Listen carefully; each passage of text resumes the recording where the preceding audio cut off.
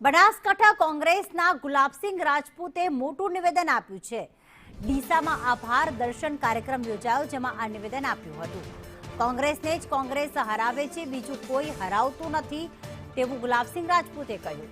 કોંગ્રેસને કોંગ્રેસ સિવાય બીજું કોઈ હરાવી શકતું પણ નથી।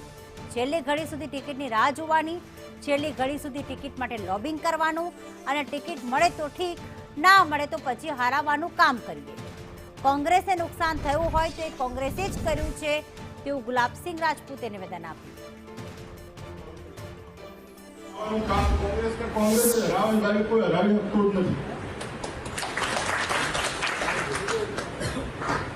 કોંગ્રેસને કોંગ્રેસ સિવાય બનાસકાંઠાનો ઇતિહાસ જોઈ આજ સુધી કોંગ્રેસને જે પણ નુકસાન થયું કોંગ્રેસના લોકો જ કર્યું છે, બહારના કોઈ લોકો આવી કરતા। અમારા સંવાદદાતા ભરત સુંદેશા જોડાઈ ગયા છે। ભરત, આ પ્રકારનું નિવેદન સામે આવ્યું છે ત્યારે ચોક્કસથી આંતરિક કલહ છે, આંતરિક વિખવાદ છે કોંગ્રેસમાં, એ સાબિત થઈ રહ્યું છે। જી ચોક્કસથી આજે ડીસામાં કોંગ્રેસના વિજેતા ઉમેદવારોનું સન્માન સમારોહ યોજાયો હતો ને તેમાં ગુલાબસિંહ રાજપૂત અહીંયા ઉપસ્થિત રહ્યા હતા। ત્યારે પોતાના કાર્યકરોને સંબોધનમાં તેમણે સ્પષ્ટ જણાવ્યું હતું કે બનાસકાંઠામાં જ્યારે કોંગ્રેસ આવે છે ત્યારે કોંગ્રેસના દિગ્ગજ નેતાઓ હોય છે તેઓ જ તેમને હરાવતા હોય છે। જ્યારે ટિકિટ માગણી કરતા હોય છે, ટિકિટ ન મળે ત્યારે તેઓ જીતાડવાની જગ્યાએ તેમને હરાવવાનું કામ કરતા હોય છે તેવું સ્પષ્ટ નિવેદન આપ્યું છે। જોકે હાલની અંદર બનાસકાંઠાની અંદર જે જિલ્લા પંચાયત, તાલુકા પંચાયત અને નગરપાલિકાઓની ચૂંટણી યોજાઈ, એમાં જે કોંગ્રેસની જે કારમી હાર થઈ છે તેને લઈને આજે ગુલાબસિંહે આ નિવેદન આપ્યું છું। ખાસ કરીને જે બનાસકાંઠા જિલ્લા પંચાયત જ્યારે 31 વર્ષ બાદ ભાજપ કબજે કર્યું છે અને કોંગ્રેસને જે પરાજય થયો છે ત્યારે આજે ગુલાબસિંહે આ સ્પષ્ટ નિવેદન આપ્યું હતું કે કોંગ્રેસને હરાવનાર કોંગ્રેસ જ છે, બાકી કોઈ પક્ષ કોંગ્રેસની સામે નથી કે તે કોંગ્રેસને હરાવી પણ શકતા નથી। માત્ર કોંગ્રેસના આગેવાનો, કાર્યકરો જ કોંગ્રેસને હરાવે છે તેવું નિવેદન આપ્યું હતું। જી બિલકુલ, આભાર તમામ વિગતો માટે।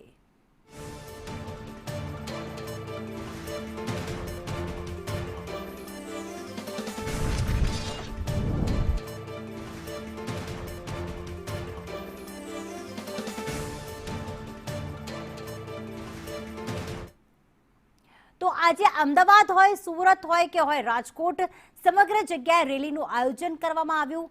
માંગ એક જ હતી, ગૌ માતાને રાષ્ટ્રમાતા જાહેર કરવામાં આવે। આ ત્રણ એવા દ્રશ્યો છે જેમાં રાજકોટમાં કાર્યકર્તાઓ ગૌ પ્રેમીઓ ઉમટી પડ્યા હતા અને તેમણે વાછડીની સાથે અને હાથમાં ગાયની પ્રતિમા સાથે વિરોધ નોંધાવ્યો હતો કે ગાયને રાષ્ટ્રમાતા જાહેર કરવામાં આવે। સુરતમાં પણ આવા જ દ્રશ્યો જોવા મળ્યા હતા કે સુરતમાં પણ કાર્યકર્તાઓ ગૌ પ્રેમીઓ ઉમટી પડ્યા હતા અને તેમની માંગ એક જ હતી કે ગૌ હત્યા રોકવામાં આવે, ગૌવંશની હત્યા રોકવામાં આવે। જે પણ આવું કૃત્ય કરે છે તો તેની સામે કાયદાકીય પગલાં લેવામાં આવે અને ગાયને રાષ્ટ્રીય પ્રાણી જાહેર કરવામાં આવે।